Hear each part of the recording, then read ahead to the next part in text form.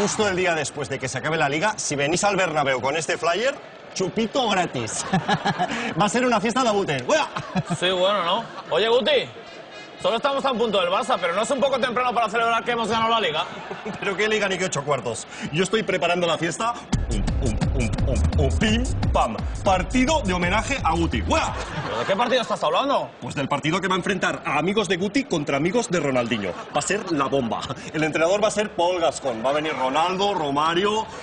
Oye, Paleto, ¿ya te has enterado de lo de la fiesta? Sí, Terry del Chelsea mejor que no venga porque se zumba las novias de todos. Sí, bueno, ¿no? Oye, tengo una pregunta para ti, Guti. Dime. ¿A ti alguna vez te han hecho primer capitán? Pues la verdad es que no. Oh. ¿Y cuántos entrenadores te han querido echar? ¿Todos? ¿Y cuántas finales de la Champions has jugado con el Real Madrid? Ninguna. Cállate, Paleto. ¿Qué bajón me está dando? ¿Y todavía tienes claro que te vayan a hacer un partido de homenaje?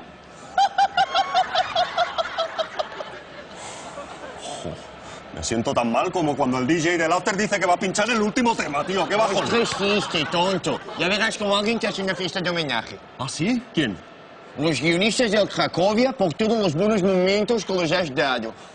Vente y vente de 41. Que no pare ninguno. Sudaremos el sonido hasta que tu cuerpo aguante. 2. Nos movemos los dos. A tomar por el 3. Lo mismo pero al revés. Hostia, pavo. Pim, pam, tacón, viene, tacón, pam. ¡Wea! ¡Me parto lagarto! ¿Eh? Los guionistas del Cracovia. Pero si esos son todo tíos que solo han visto a las tías en foto. Esos me hacen una fiesta y es un pim, pam, nabos vienen, nabos van. Que bajón, tio. Que bajón! Nota, els guionistes voldrien negar aquestes afirmacions, però per desgràcia són certes.